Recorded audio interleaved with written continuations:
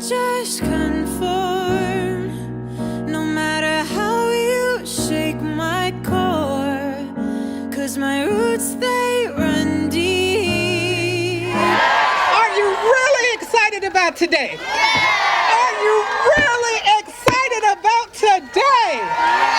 Woo! Oxford, you are here this morning. I'm going to try to hold this mic and not move it around so much here. We are so excited to have you here. You know, it rained this morning, and here it is, a beautiful day. I want to just thank God for that. That is just so wonderful. Oh, you can't hear me? Okay, guys. All right. Can you hear me now? I've always wanted to say that. Okay. Okay, now, let me tell you a few things. I want to just do some housekeeping. First of all, I want to thank the police for giving us the permit to have this march today.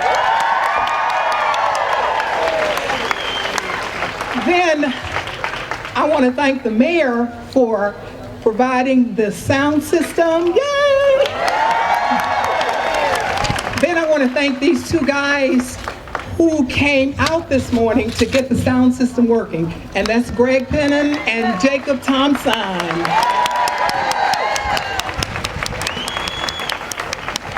Now, there are marches going on all over this country in every state. Every state. Not just in this country, but all over the world.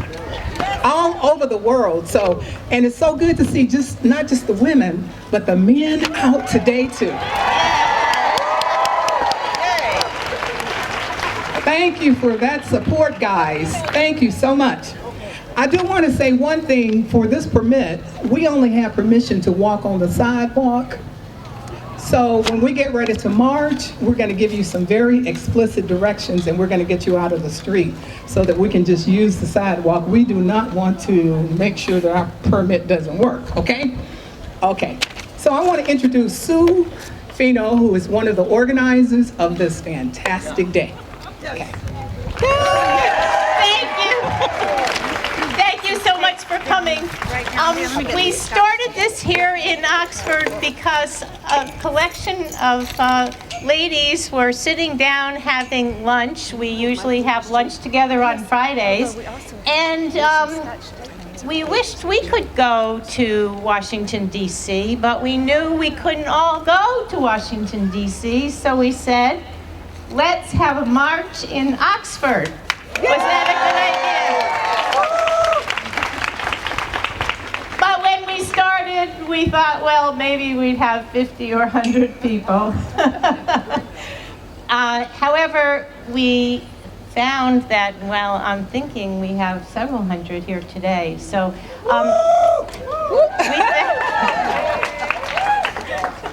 and when people asked us, well, who's the sponsoring organization? We have no sponsoring organization, no local sponsoring organization. Although we are a sister march to Washington, it's just a bunch of volunteer ladies who decided to have a march.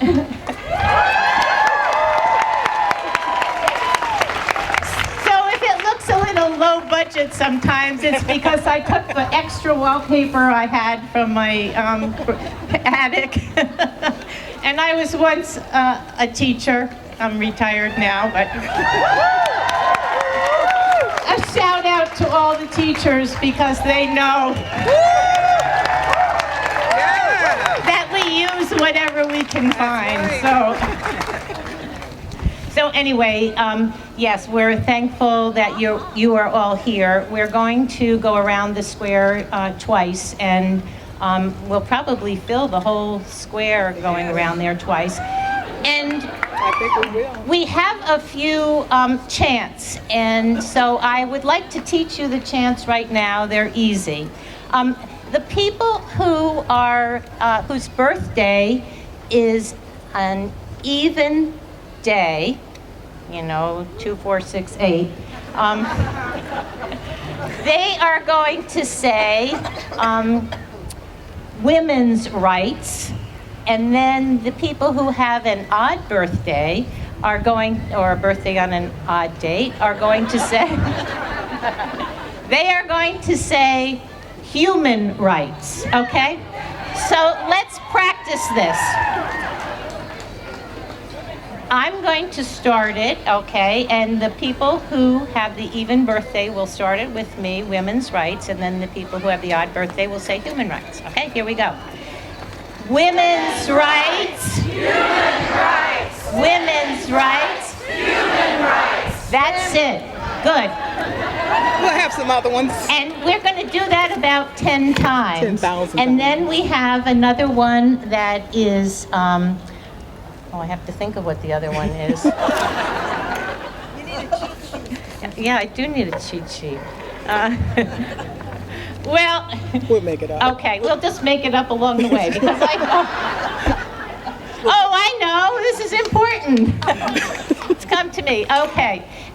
The even people are going to say, let's build a wall, and then the odd date people are going to say, an action wall, okay? All right. So this is our action wall over here, and you are invited if you have a plan of action to come up. It could be after our march, and fill up a sheet that says what action you're planning on taking for the next year, 2 years, 3 years, whatever.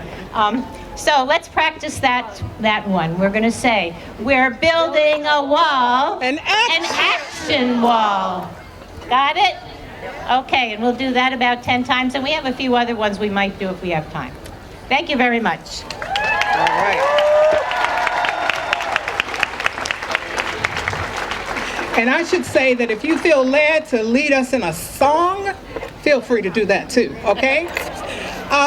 Talking about action, I just heard from one of the city councilmen, and we're gonna walk in the street, y'all.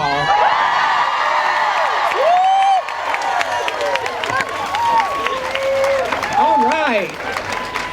Okay, we're gonna go on and get started, and I'd like to introduce the person that's going to pray for us is Dr. Gail Straighten. We're going to start this morning with a quote from Langston Hughes. Oh, let America be America again, the land that never has been yet and yet must be, the land where every man is free.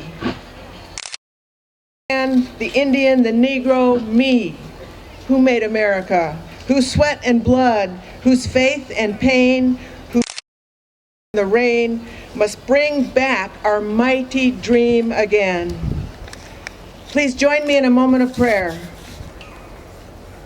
Spirit of love and of life, God of many names and beyond all naming and all understanding, bless this gathering this morning.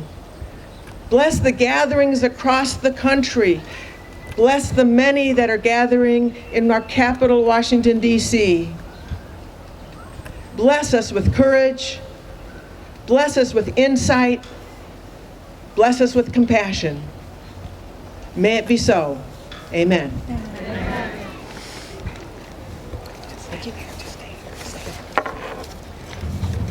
Dr. Gail Stratton is also going to be our speaker for this morning, and I just want to say some things about her.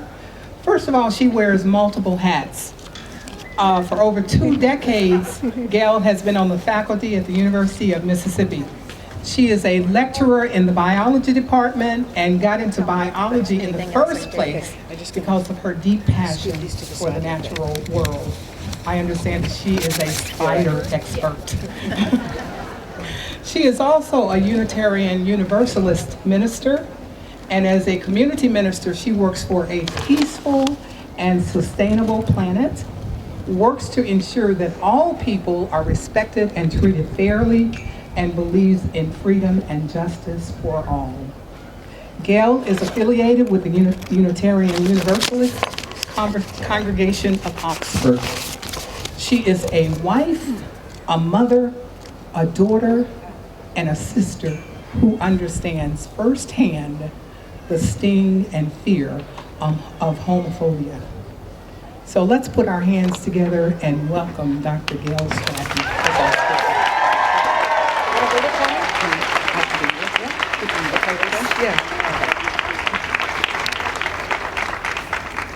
So thank you, Evelyn, for that very kind introduction. And a very big thank you for the organizers of this march, Sue Fino, Susan Mason, Kathleen Sullivan, Millie West, Ann Steele, Evelyn Smith, and many others. Anytime I start listing people, I risk not saying everyone. This is an act of courage. These people have not organized a march before. Evelyn has, but the others have not. It is an act of courage, and every time we step out in courage, our courage container grows a little bit bigger. We get a little bit better able to step out in courage. And this march is a great example of this. As you know, people have been saying we live in a bubble. We do not live in a bubble. This is the US. This is the United States. We are the majority. The people who care for the rights of everyone are the majority. And we must make our voice heard.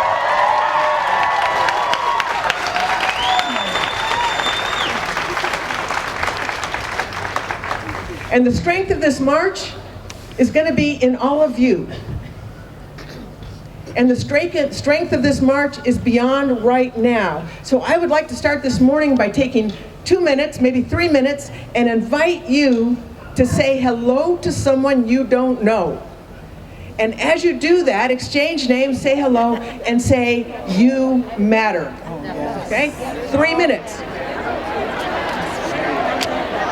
matter. You matter. You matter.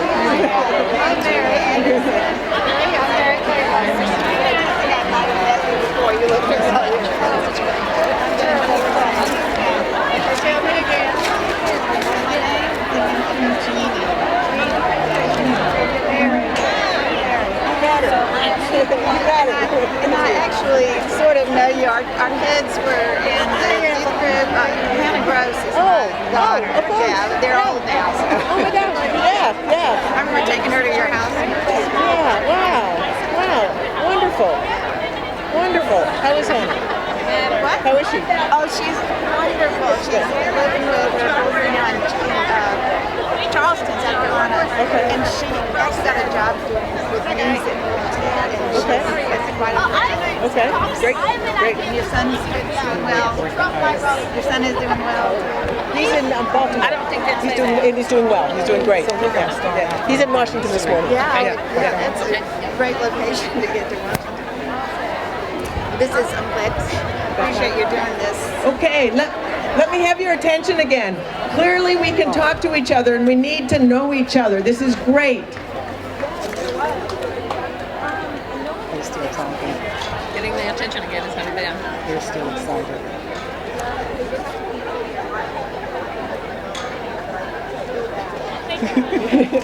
This is wonderful. But may I have your attention again for just a minute? As Evelyn said, I wear many hats. And while this is not exactly a hat, I need to say publicly that I am a lesbian.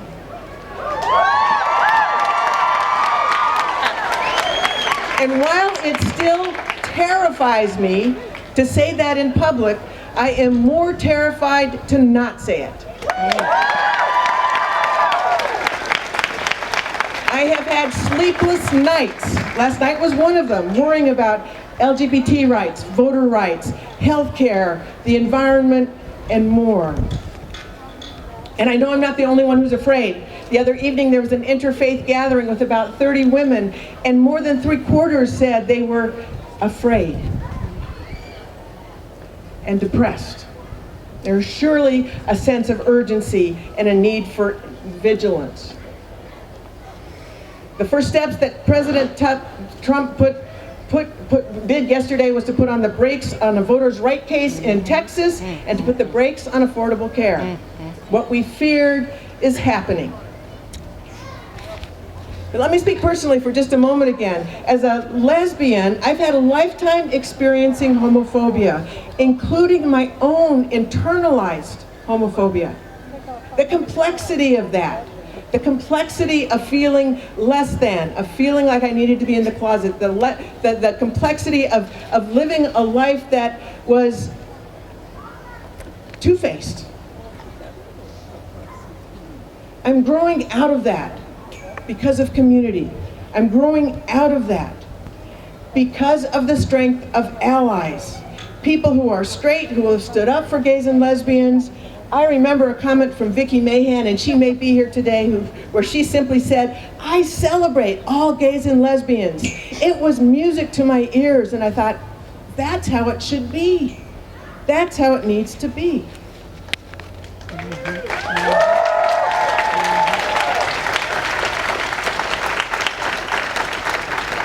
I've seen the power of allies, but the power of allies happens with knowledge and understanding, and that happens with conversation and community. I want to talk for just a minute as a white woman. I am a white woman. Middle class, educated, all of those things, cisgender. I acknowledge that I've lived with white privilege my whole life. My motives in a store have never been questioned because I'm walking around looking for something. I carry a backpack of privilege that goes with me everywhere. It is sometimes masked as what's called meritocracy, which is the myth that if you work hard, good things will happen for you. That's not true for everybody. There are lots of people that work very hard and they don't get the doors open for them. And that is white privilege. That is white privilege.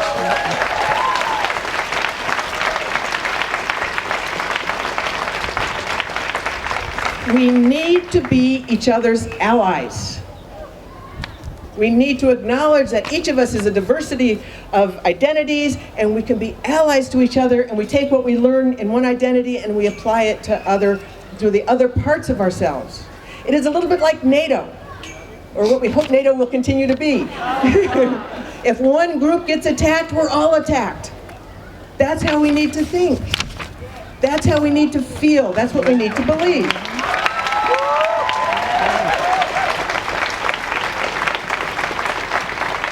And if you are uncertain about who is being attacked right now, I encourage you to look at the hate crimes listed by the Southern Poverty Law Center and take a look at who's targeted. Latinos, Muslims, immigrants, transgender people, gays, African Americans, bomb threats at Jewish centers, rise in vandalism with swastikas all over the country, racist graffiti. Okay? That's what we need to be looking at. That's what we need to acknowledge is real, and we need to have each other's backs.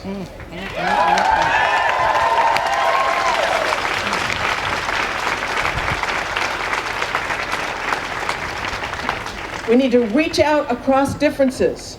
We need to be each other's allies. And what I want to do this morning is two things. I want to briefly explain what we're doing here, and actually Sue has already done that, so that's good. The march is a first step. The second thing is I want to share with you some habits of the heart that have helped me, that I think can help us endure with resilience as we reclaim our country. So first, about the gathering. Sue mentioned this wall of action that's behind me. This march is a first step. We would encourage everyone to have a plan for the next step that you're going to do. It doesn't need to be the next 4 years, it needs to be this next week. What is the next step? And I can guarantee you that as you take the next step, the courage will be there for you, and the next step after that will become visible. Okay, when we drive in our cars, we have headlights on, we see what's in the road in front of us, but we don't see all the way into town. Okay, so we can know the next step, and that's a piece of what we're going to do today. And find each other who share our particular passions. There is so much going on, it is overwhelming, and that is, I think, part of the strategy. Okay, if you keep people overwhelmed and confused and there's chaos, the rich keep getting richer. Something like 8 people in the world hold more than half of the wealth of the whole world. It doesn't have to be like that. These are human constructs. We need to construct differently. So we ask you to fill out one of these these papers that are back here. There'll be more out after the march. And after the march, we ask that you look at those. They're going to be grouped. They are grouped. And find other people who share your passion. You don't have to work on absolutely every issue. Find what brings you alive. Find that issue that brings you alive. The world needs more people who are alive and present. It may be voters' rights. It may be women's rights. It may be transgender rights. Any number of different things. But look around you. There's hundreds of people here. Together, we can do all of it. No one person can do all of it. My action items include voters' rights and education. Whoa! And others. And it is overwhelming. But we can do it. We the people. We the people. We the people can do it. That's right. We the people. We the people. We the people can do it. Great. Now I want to mention briefly 3 touchstones, 3 habits of the heart. And I want to say that habits are powerful. Habits carry us. And so let's make our habits those things that bring more good into the world. Okay? First habit, everybody matters. Repeat that after me. Everybody matters. Everybody matters. Everybody matters. Everybody matters. What would it look like if we lived this? What would it look like if we believe this? Everybody matters. The second is related to this. It matters how we treat each other. Okay, let's say that out loud. It matters how we treat each other. It matters how we treat each other. It matters how we treat each other. It matters how we treat each other. It matters that we treat everyone with dignity and respect. It matters that we learn to listen to each other, really listen, to reach out across differences. If there's something you don't understand, I don't know any group that doesn't welcome honest questions. Okay, so we need to step back from making assumptions and step back from projecting what we think is going on for somebody else and reach out and seek to understand. Seek to understand. And we need to look to our elders as examples for what we want and need. Audre Lorde, a famous African-American poet, says this: the master's tools will not dismantle the master's house. Okay? We need to have a fabric of community with so many interconnecting pieces that it doesn't come apart. Those interconnecting pieces is like a quilt, it's like a fabric, it's what will hold all of us. And if that's what's underneath us, we cannot fail. We will not fail.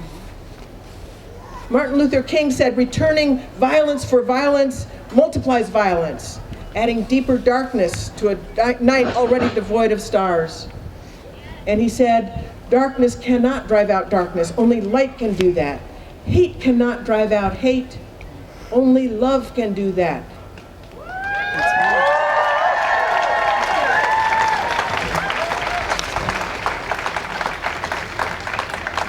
And this is not easy love. This is hard love. This is as big as organizing a march for the first time, and as small as smiling at someone and greeting someone that you saw here but you didn't catch their name. You reach out. You help make that fabric, help make those connections between all of us.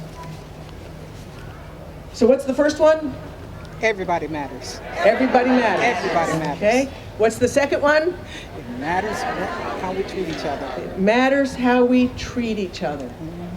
And the third habit of the heart is affirming and knowing that we are all connected. Amen. We are physically connected in the atoms that make up our bodies. We are physically connected in the air that we breathe. We are physically connected in so much that we share in how we are as human beings. We are connected environmentally. We're connected emotionally. We're connected socially.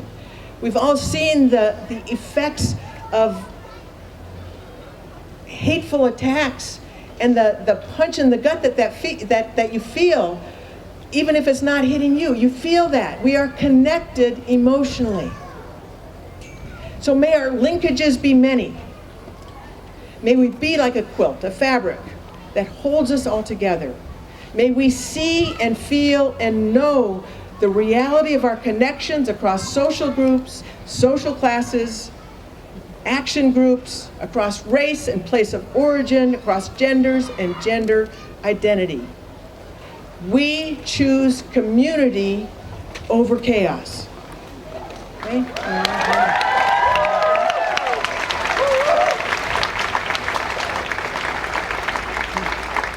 So let's say this third one together. We are all connected.